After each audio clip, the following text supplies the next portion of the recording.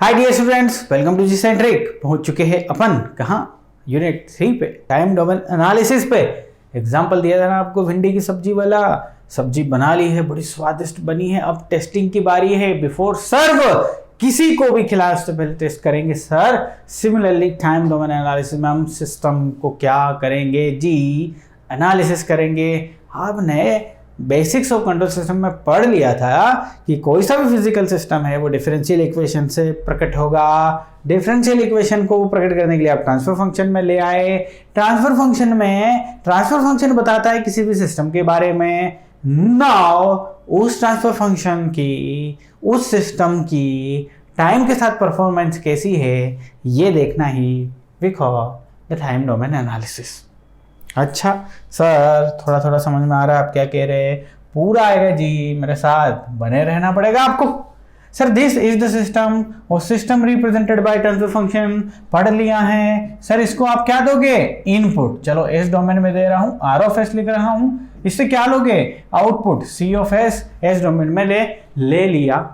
System को यदि time domain में डिफाइन करेंगे तो let's take H of T ले लिया इसके लिए मैंने आर ऑफ टी ले लिया, इसके लिए मैंने सी ऑफ टी ले लिया। This C of T is nothing but the response और नॉट। यस सर, पता है हमें, रिस्पॉन्स है। इंपल्स हो सकता है, स्टेप हो सकता है, पैराबोलिक हो सकता है, रैंप हो सकता है, पढ़ चुके हैं सर, ठीक है। तो अब इस सिस्टम को टाइम के हिसाब से एनालिसिस करेंगे कि विद रिस्पेक्ट टू टाइम इसका बिहेवियर कैसा है। अरे भैया, हमारी जीवन, हमारा लाइफ, इसका नाम यदि लाइफ नहीं होता तो इसका नाम होता टाइम रिस्पॉन्स। टाइम, अरे भैया जिस दिन से हमने बर्थ लिया टिल एंड हम किसके साथ चल रहे हैं, समय के साथ चल रहे हैं। समय हमारे साथ चल रहा है from the day we born. उस दिन से जब तक अपना स्टेडी स्टेट आएगा हम समय को साथ लेके, यानी कि हमारा पूरा जीवन समय की स्केल पे परखा जा सकता है, जाना जा सकता है, एनालिसिस किया जा सकता है। तो जब जीवन किया जा सकता है तो सिस्टम भी कर सकते हैं। सर बिल्कुल समझ में आ गया। गर्मी का समय हो, मान लो आप आपके हॉस्टल में आए हो बाहर से, आपने सोचा पंखा चालू कर, वीडियो देख रहे हो ना, पंखा चालू करके देख रहे हैं। सर बार बार पंखे का एग्जांपल आप देते हैं इसलिए ताकि आपको समझ में आ जाए।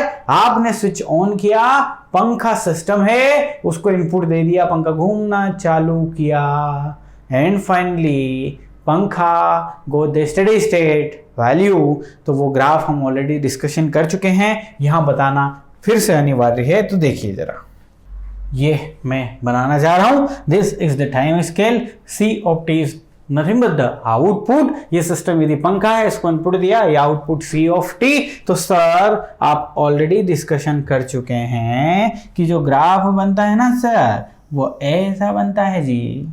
इसको इतना ज़्यादा ऊपर ले जाने की जरूरत नहीं है, ये ऐसा बनता है ग्राफ। ये हम डिस्कशन कर चुके, इसीलिए बेसिक्स ऑफ कंट्रोल सिस्टम में सारी चीजें पहले से डिस्कशन कर ली जाती है ताकि जब उन्हें पढ़े तो आपको कुछ प्रॉब्लम नहीं है, खटाखट आपको समझ में आता रहे। सर ये हमने पढ़ा, इसमें क्या देखा कि पंखे को जब t इक्वल टू 0 पे बेटा इनपुट मिलेगा ना, तो पंखा डायरेक्टली अपनी स्टेडी स्टेट वैल्यू को ग्रहण नहीं करेगा। मान लो आपने उसको हुक्म दिया कि 5 की स्पीड से घूमना है बेटा, तो 5 की स्पीड से आपने उसे डिफाइन कर दिया, इस स्पीड तक उसको आना है। पंखा घूमना चालू हुआ और finally go at the result, यानी कि 5 की स्पीड से घूमना चालू हो गया। हमने डिस्कशन कर लिया था कि ये पूरा जो इंटायर ग्राफ दिख रहा है ना, this is nothing but the time response. अच्छा सर, ये टाइम रिस्पॉन्स है। अच्छा, मतलब with respect to time system की एनालिसिस करनी है तो आपकी यूनिट बन गई टाइम डोमेन एनालिसिस। अच्छा, अब जब हमने देखा था इस पर्टिकुलर सिस्टम को तो हमने देखा कि जहां तक ये वेरिएबल है, जहां तक इसकी वैल्यू कंटिन्यूअसली वेरी कर रही है, मतलब इंक्रीज कर रही है, इस केस में इसको हमने क्या बोला था sir, this is nothing but transient response. इस पर्टिकुलर इसको बोला था हमने ट्रांजिएंट रिस्पॉन्स, CTR लिख देता हूं। This is nothing but the transient. Now जो सेटल डाउन हुआ, दिस सेटल डाउन, इसको आपने बोला कि this is nothing but the steady state. ठीक है साहब, टी स्टेडी स्टेट। ये दो रिस्पॉन्स और ये दोनों रिस्पॉन्स जब मिल जाते हैं तो बन जाता है टोटल रिस्पॉन्स, और इसी रिस्पॉन्स को बोलते हैं टाइम रिस्पॉन्स। सो किसी भी सिस्टम का time response comprised by two parameters.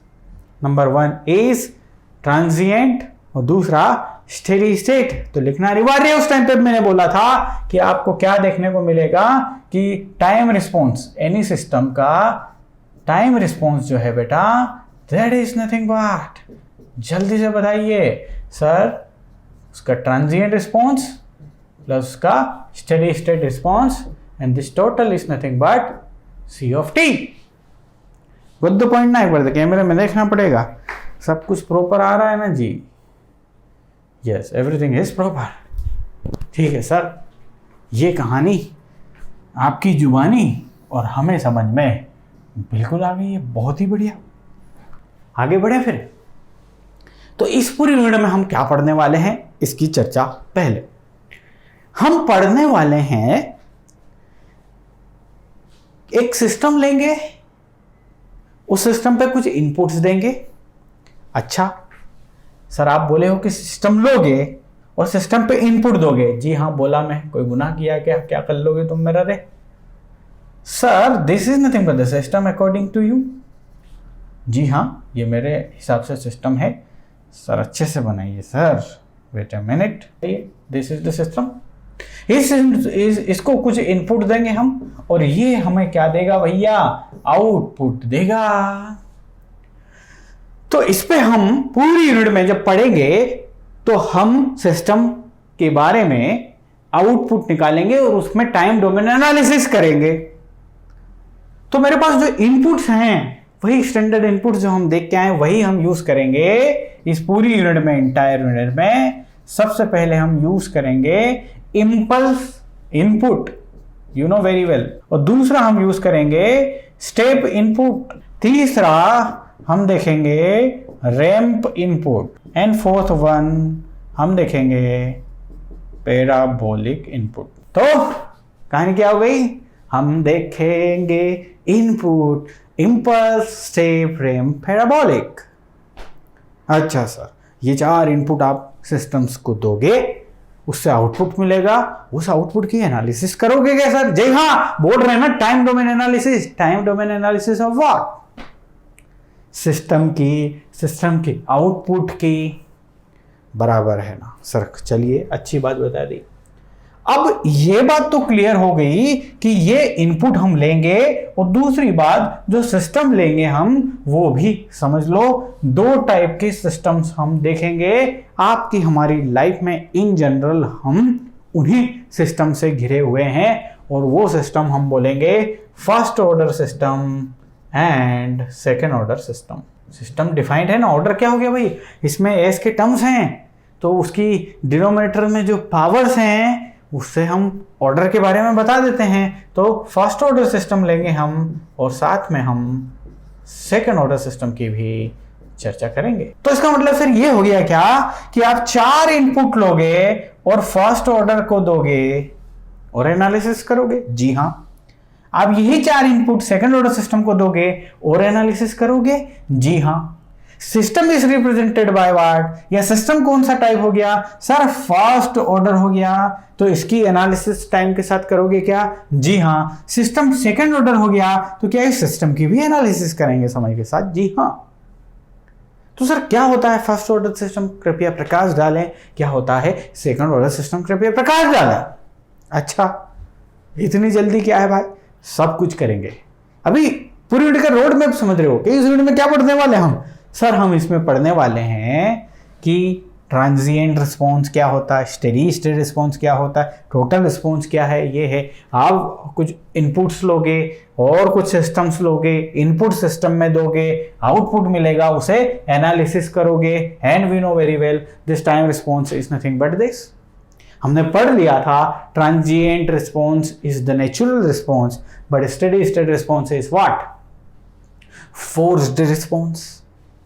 सब कुछ कर लिया सर बेसिक में, अब दोबारा आप बताओगे तो भी कहानी तो वही होगी। ठीक है।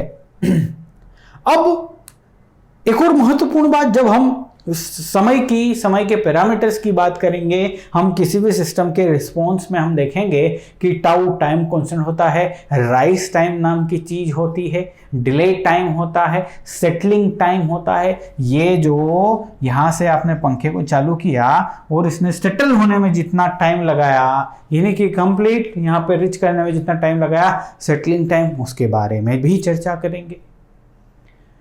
और फाइनली इस यूनिट में हम एरर्स की बात करेंगे। और एरर्स क्या सर?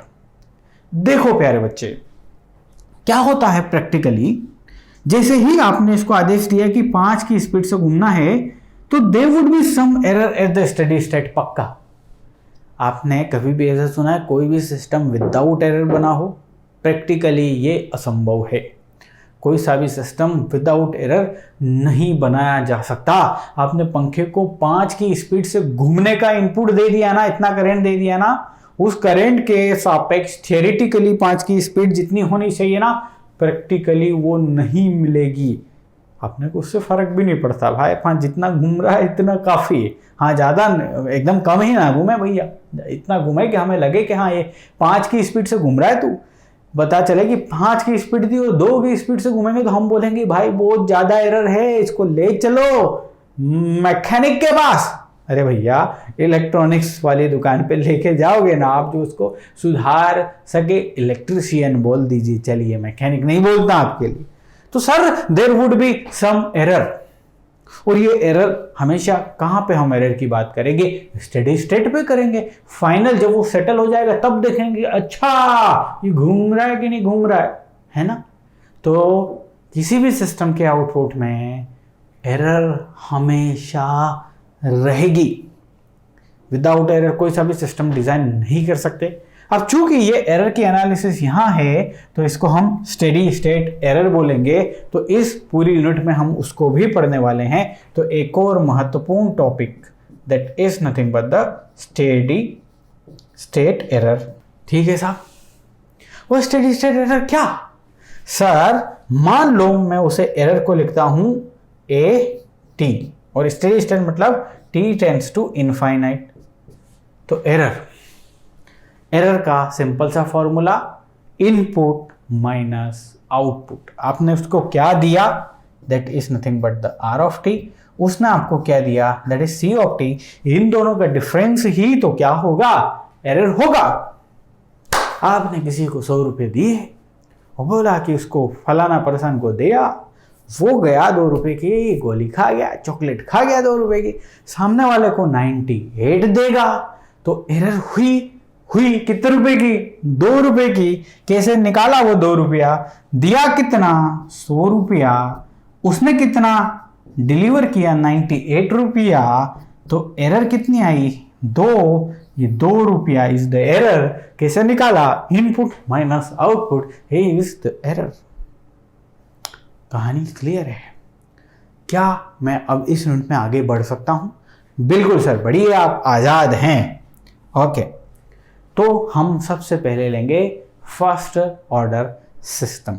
आइए, ये हमने लिख दिया analysis of first order system. अच्छा सर, तो फर्स्ट ऑर्डर सिस्टम लेता हूं मैं आपके लिए।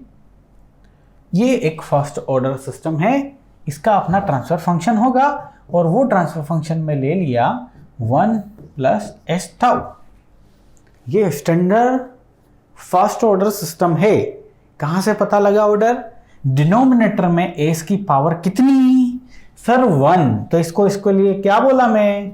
फर्स्ट ऑर्डर सिस्टम बोला। इस फर्स्ट ऑर्डर सिस्टम को हम स्टैंडर्ड इनपुट देंगे। r ऑफ s लिया क्योंकि s डोमेन में लिया, और ये आपको c ऑफ s देगा।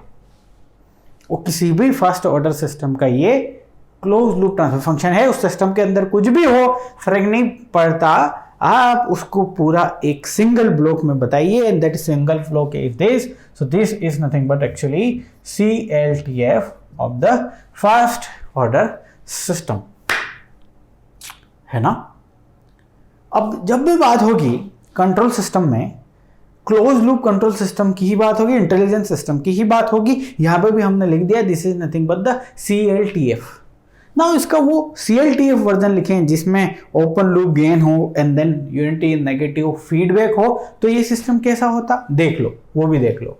ये सिस्टम होता उस टाइम पे K/S टाउ, ध्यान से देखते जाइए, here it is like this, और ये है आपका input R of S and this is your feedback. अब मान लो आप खुद इसका ट्रांसफर फंक्शन फाइंड करने की कोशिश करें, तो आपको तो पता है सर कि इसका ट्रांसफर फंक्शन फाइंड करना कितनी आसान बात है, and that transfer function is C of S divide by R of S is equal to, करो perform, G divide by 1 plus GH, आपने देखा ही है, so this is nothing but K divide by K plus S tau, ये बनेगा जो हमने already लिख लिया। तो इस हिसाब से फर्स्ट ऑर्डर सिस्टम बना कि भैया ये है पर्टिकुलर कहानी और ये है negative feedback, and finally we got the transfer function this is the transfer function. इसको फर्स्ट ऑर्डर क्यों बोला? Because of the power of the S in the denominator, या कैलकुलस इक्वेशन में power of the S is nothing but the order of the system. लेकिन इसी first order system का कोई type पूछ लेना बेटा, तो फिर क्या बोलेंगे? अच्छा, इसको देख के नहीं बोलना, हमने सीखा है टाइप को कभी भी CLTF से नहीं निकालना। टाइप कोड निकालने के लिए आप उसका OLTF निकालिए, और OLTF इस सिस्टम में क्या हो जाएगा? This Guna 1, that is this K divide by 1 by S tau, और पावर या पोल्स एट ओरिजिन जो है दैट इज द टाइप, और यहाँ पे कितना है? 1 पोल एट द ओरिजिन है, so this is the type. Type is always defined for the OLTF of the negative unity feedback system. ये भी क्लियर होना चाहिए आपकी खोपड़ी में। अच्छा सर, इतना सब कुछ समझ में आ गया, आप जो जो बता रहे हैं हमारी खोपड़ी में उतरता जा रहा जी। अच्छा, बहुत ही बढ़िया। तो इस फर्स्ट ऑर्डर सिस्टम की क्या करने वाले हैं हम? एनालिसिस करने वाले हैं। तो फर्स्ट ऑर्डर सिस्टम ये है। अब फाइनली सिर्फ और सिर्फ हम इसे उठा के बात करेंगे। तो चलिए फर्स्ट ऑर्डर सिस्टम ले लेते हैं हम, ठीक है? आइए जरा ध्यान से देखिए। फर्स्ट ऑर्डर सिस्टम को हम शुरू कर रहे हैं, that is nothing but K divide by 1 plus S tau. Okay, इसको हम इनपुट देंगे, इससे आउटपुट लेंगे। उससे पहले सिस्टम के बारे में भी थोड़ा डिस्कशन कर लेते हैं। What is this tau over here? Time constant. ये टाइम कांस्टेंट कैसे हुआ? लेकिन सब तो हम बेसिक में पढ़ लिए। बताइए इसका पोल क्या होगा? Sir 1 plus S tau is equal to 0, pole is nothing but -1 by tau. If this is the pole, हमने सीखा था time constant is nothing but reciprocal of real part of the negative real pole, negative real. So this is nothing but the 1 by tau, और इसका उल्टा सो tau, ये यहाँ से इसीलिए हमने बोला टाउ रख दोगे तो this is tau, tau equal to tau, यानी कि टाइम कांस्टेंट। सर समझ में आ गया सर, ये बेसिक्स में आपने पढ़ाया था। अच्छा, अब इस सिस्टम के लिए यदि आप पूछोगे सर K क्या है, तो देखो जरा ध्यान से। इस सिस्टम का यदि DC गेन निकाल रहे हो आप, तो DC गेन के लिए आपको पता ही है, जो भी सिस्टम है उसमें S टेंड्स टू क्या है? 0 है, और वो सिस्टम रख दो। सो जैसे ही यहाँ पे S की वैल्यू 0 रखते हो, ये K आ जाता है, and K is nothing but the DC gain of the system. इस पर्टिकुलर सिस्टम के लिए K हमारा क्या हो गया? लिख दिया हमने। अच्छा, इसकी एनालिसिस कर ली सर। अरे इसकी एनालिसिस करनी, इसके जस्ट बारे में हमने चर्चा करी, छोटी बड़ी चर्चा। अब इसकी एनालिसिस करेंगे, तो फिर से आ जाइए और देखते जाइए बड़े मजे से फर्स्ट ऑर्डर सिस्टम के साथ हम क्या क्या करते हैं। K divide by 1 plus S tau. अब इसको दे रहा हूं मैं इनपुट, और ये हमें देगा आउटपुट C ऑफ S। समझ में आया ना? चलिए, हमने बोला था 4 टाइप के इनपुट देंगे, हम इसको देते हैं डेल टी इनपुट में देंगे, हमें आउटपुट मिलेगा। तो सर डेल टी यदि आप इनपुट दोगे तो उसका लाप्लास हमें चाहिए, सारा एस डोमेन में लिखिए ना। तो चलिए ना एस डोमेन में इसको कन्वर्ट कर लेता हूँ एल टी से, तो इसकी वैल्यू आएगी 1 गुणा this is equal to C of S। तो यहाँ से C ऑफ S यदि लिखना चाहोगे तो बेटा क्या आएगा? K divide by 1 plus S tau गुणा 1। वन क्या है, इनपुट का लाप्लास ट्रांसफॉर्म, सिस्टम का transfer function is equal to output. So यहाँ यदि आप गौर से देखोगे बेटा, so C S is equal to आ रहा है K divide by 1 plus S tau. ठीक है, अब हम तो टाइम डोमेन एनालिसिस कर रहे हैं, तो आप सर एक काम करो, फर्स्ट ऑर्डर सिस्टम का टाइम डोमेन एनालिसिस करो ना सर। तो सी ऑफ टी चाहिए ना मुझे, तो चलिए सी ऑफ टी निकाल लिया। आपको क्या करना पड़ेगा, इनवर्स लाप्लास ट्रांसफॉर्म ले लो ना यार भाई। यहां से यहां आने के लिए आपको आई एल टी लगेगा। ठीक है सर, आओ जरा, ILT लगेगा सर। ILT का स्टैंडर्ड फॉर्मेट हमें पता है कि यदि मैं इसे इस टाइप से ले आऊं s+3 और इसका L इनवर्स लूं, तो ये हो जाता है e⁻⁻3t। जो भी यहाँ टर्म है वो इसके माथे पे चढ़ जाती है। तो एक काम करते हैं ना, इसको इस वाली टर्म के हिसाब से अरेंज करते हैं। सो k डिवाइड बाई टाउ बाहर आया, यहाँ बचेगा s+1/टाउ। टाउ जब यहाँ से बाहर आया तो यहाँ तो एस बचा, यहाँ टाउ है नहीं, टाउ का गुणा, टाउ का डिवीजन, गुणा वाला बाहर आ गया, डिवीजन वाला रह गया।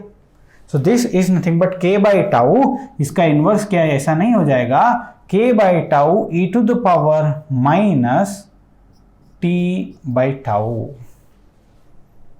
ये कहानी माथे पे पहुंच गई, 3 यहां पहुंच गया, देखो। ठीक है, लेकिन यहाँ पॉजिटिव है तो यहाँ नेगेटिव है, जैसे यहाँ पॉजिटिव हुआ तो यहाँ नेगेटिव हो गया। This is the response. और इस रिस्पॉन्स को क्या बोलेंगे, कोई बताएगा? सर इम्पल्स रिस्पॉन्स बोलेंगे, because input is impulse input. So this is nothing but, ये है इम्पल्स रिस्पॉन्स। वाह, सो ये इम्पल्स रिस्पॉन्स मिला। कब मिला ये? जब आपने फर्स्ट ऑर्डर सिस्टम को क्या दे दिया जी, इम्पल्स इनपुट दे दिया, तो आपको ये मिला। तो क्या करना है इसका, इसकी एनालिसिस करनी है। आओ जरा एनालिसिस करते हैं। This is nothing but C of T, और वो हमें मिला के बाई टाउ। अच्छे से जब तक नहीं लिखता मुझे चेन नहीं आता। के बाई टाउ गुना e⁻⁻1/टाउ गुना T. This is the response. अब रिस्पॉन्स में क्या क्या चीज हमें देखनी होती है? ट्रांजिएंट पार्ट देखना पड़ता है, स्टेडी स्टेट पार्ट देखना पड़ता है, और steady state error. Time domain analysis में इनके बारे में हम चर्चा करेंगे। इसका हम ड्रॉ करते हैं ग्राफ। चलिए, वेवफॉर्म बोल लीजिए, ग्राफ बोल लीजिए, कुछ भी बोल लीजिए, भावनाओं को समझिए। लेकिन here it is, C of T को हम ड्रॉ करने की कोशिश करते हैं। So this is nothing but the C of T. Let's take like this. अच्छा जी, सर सी ऑफ 0 जो होगा वो कितना होगा, कोई बता पाएगा? 0 रखिए टी की जगह, तो इसकी value 1। So this is nothing but K by tau. So T equal to 0 पे इसकी वैल्यू रहेगी K by tau. See infinite, T की जगह इनफाइनाइट रख दीजिए। e⁻⁻∞ इज 0 गुणा दिस इज नथिंग बट 0। तो suppose somewhere here T equal to infinite ले लेते हैं, जो कि ले नहीं सकते, शो कर रहे हैं सिर्फ। सो this is nothing but this. ये एग्जैक्ट इसको टच नहीं करेगा, ध्यान रखिएगा, ऊपर ही रहना है उसको। बट आपको कहानी समझ में आ गई। तो अब इसको थोड़ा प्रैक्टिकली समझाने की कोशिश करता हूं, जरा ध्यान से सुनो। बेचारा पंखा आपका चुपचाप है आपके रूम में।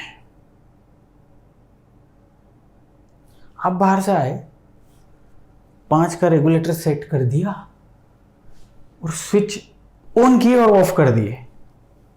चलो मान लिया उसको सडन इंपैक्ट हुआ, अपन ने उसको इंपल्स इनपुट दे दिया। सर इंपल्स इनपुट दे दिया t इक्वल टू 0 पे, आपने ऑन ऑफ कर दिया तुरंत, तो आपका इनपुट तो गायब। इनपुट आपने t इक्वल टू 0 पे ही दिया सर, इंपल्स, इसका मतलब ही यही है कि इनपुट है t इक्वल टू 0 ओनली। तो पंखा वो सडन इंपैक्ट की वजह से थोड़ा सा अपनी नींद से जगेगा, और जगने के बाद वापस क्या करेगा, वापस अपनी रियल पोजीशन पे आ जाएगा। भाई 0 था, 0 हो जाएगा, क्योंकि आप कंटिन्यूस इनपुट तो आप दे ही नहीं रहे उस पे, कंटिन्यूस इनपुट नहीं है। वो करंट वाला पेन देखा आपने, उसको ऐसे दबा दो तो वो झटका मारेगा, बट वो एक सडन इंपल्स इनपुट है, उसको आप दबाए रखो, कंटिन्यूअस करंट नहीं आएगा, वो झटका है, वन टाइम। वो इंपल्स, करंट वाला पेन आपको इंपल्स इनपुट देता है, जैसे ही आपने दबा, एक बार झटका लग जाएगा, उसके बाद दबाए रखो कंटिन्यूसली, करंट कंटिन्यूस नहीं होगा उसमें, वन टाइम झटका। तो वन टाइम जैसे ही झटका मिला और उसको वापस क्या आना भाई, जीरो पे आ जाना। देखो ये आ गया, this is nothing but the decay, exponential decay हो गया ये।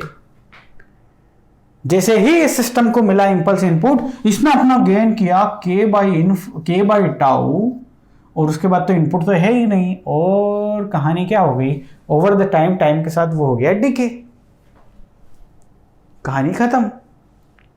सो ये रिस्पॉन्स है किसके लिए, इनपुट के लिए, अरे भाई बोलो ना, इंपल्स इनपुट के लिए। तो ये वाला जो पार्ट है, this is nothing but the transient part. अब देखो जरा ध्यान से, हमने देखा था ट्रांजिएंट पार्ट जो था वो वेरिएबल पार्ट था, हमने बात करी थी आपके बारे में, इसके बारे में जब बेसिक्स पढ़े थे। This part is nothing but the variable, या वेरिएबल रिस्पॉन्स भी बोल लो, कोई फर्क नहीं पड़ता। और जब आप स्टेडी स्टेट देखोगे तो बेटा वो एक कांस्टेंट पार्ट है, वो वेरी नहीं करता, कांस्टेंट रिस्पॉन्स। अब हमने देखा था कि वेरिएबल रिस्पॉन्स में पक्का एक्सपोनेंशियल टर्म आ रही है, डिस्कशन किया था। अब देखो इसके रिस्पॉन्स में ये एक्सपोनेंशियल टर्म तो है बट कांस्टेंट टर्म है ही नहीं, जीरो है। तो यार जरा ध्यान से देखो कि इस रिस्पॉन्स में ये जो है ट्रांजिएंट, ये तो एग्जिस्ट करता है, ट्रांजिएंट एग्जिस्ट करता है, बट स्टेडी स्टेट है ही नहीं। स्टेडी स्टेट जो है वो तो शून्य है। तो इसका ट्रांजिएंट पार्ट है, k by tau into e to the power minus t by tau is the transient part of this function, but इसका स्टेडी स्टेट पार्ट है ही नहीं, जीरो, शून्य। अच्छा सर, तो दो चीज आपने दिखा दी कि ट्रांजिएंट रिस्पॉन्स क्या है, स्टेडी स्टेट रिस्पॉन्स क्या है। और फिर मैंने बोला कि आपको एनालिसिस करने के लिए एक और चीज देखनी पड़ेगी, दैट इज द एरर। और ये एरर आपको स्टेडी स्टेट एरर करनी है। सो ESS लिख लीजिए, स्टेडी स्टेट एरर का when t tends to infinite. तो सर आपने बोला कि स्टेडी स्टेट एरर लेना है तो that is nothing but R of t minus C of t। और ये स्टेडी स्टेट एरर कहाँ है, सिर्फ और सिर्फ इनफाइनाइट पे है, यानी कि when limit t tends to infinite के लिए ही एग्जिस्ट करती है। अब आप बताना जरा, ध्यान से मेरी बात सुनना, बहुत ही इंपॉर्टेंट बात लिख रहा हूं मैं आपके लिए यहां पे। R infinite minus C infinite. C infinite की वैल्यू क्या है बेटा, सर वो वैल्यू तो जीरो है। R इनफाइनाइट की वैल्यू बता सकते हो क्या, इनपुट एट इनफाइनाइट बता सकते हो क्या। अरे सर ये तो इनपुट सिर्फ और सिर्फ एग्जिस्ट ही करता है t इक्वल टू जीरो पे। इंपल्स देखो ना, ये t इक्वल टू जीरो पे ही एग्जिस्ट करता है, बाकी दूसरी जगह पे तो ये है ही नहीं। t इक्वल टू इनफाइनाइट पे तो ये भाई साहब है ही नहीं। मैथमेटिकली हम जीरो ले लेते हैं, लेकिन वो एग्जिस्ट ही नहीं करता, वो सिर्फ t इक्वल टू जीरो पे एग्जिस्ट करता है। तो इसकी वैल्यू है क्या, इसकी वैल्यू तो है ही नहीं। इंपल्स इनपुट सिर्फ t इक्वल टू जीरो पे रहता है, इनफाइनाइट पे रहता ही नहीं, है ही नहीं। तो सर है ही नहीं में से कुछ भी घटाओगे तो क्या आएगा मालूम नहीं, है ही नहीं माइनस जीरो तो क्या मालूम नहीं। तो कहने का मतलब एरर जो है ना बेटा, steady state error not exist या नॉट डिफाइंड कर लीजिए। किसके लिए, किसके लिए भाई साहब, इंपल्स इनपुट के लिए। इतनी बात समझ में आ गई। वो आप सोच रहे होंगे कि सर काश हमें आप फर्स्ट ऑर्डर सिस्टम के रियल टाइम एग्जांपल बता दीजिए। अरे बिल्कुल बता देंगे यार, चलो आपको पंखा ही ले लो, ये एक आरसी सर्किट है। आरसी सर्किट अभी नेटवर्क वाला भी लेके दिखाऊंगा मैं, लेकिन उस पंखे का बिहेवियर प्योरली ऐसा है जैसा कि हमने पढ़ा, कहाँ पढ़ा भाई, लाइक दिस। तो इसका मतलब उसका फर्स्ट ऑर्डर सिस्टम है साहब। ये आपका जो पंखा है फर्स्ट ऑर्डर सिस्टम है, सिंपल इनपुट दिया ये आपको आउटपुट तक लेके जाएगा, दैट्स इट। तो सेकेंड ऑर्डर सिस्टम क्या है सर? फिर सेकेंड ऑर्डर सिस्टम बेटा ऐसे होते हैं, देखो ये कंट्रोल की भाषा में ऑर्डर इंक्रीज करना, S square S cube S, इसका मतलब आपके फिजिकल सिस्टम में कहीं ना कहीं ऑसिलेशंस आ जाना। नहीं आया सर समझ में? अगली क्लास में उसी के बारे में डिस्कशन करेंगे कि जो भी कहानी ऑसिलेटरी है या एलसी सर्किट है, आरएलसी सर्किट है, तो वो सेकेंड ऑर्डर सिस्टम क्यों है, फिजिकली उसका क्या सिग्निफिकेंस है। अगली क्लास में मिलिए। अभी आज की क्लास के लिए इतना समझ में आया ना? चलो मिलते हैं अगली क्लास में।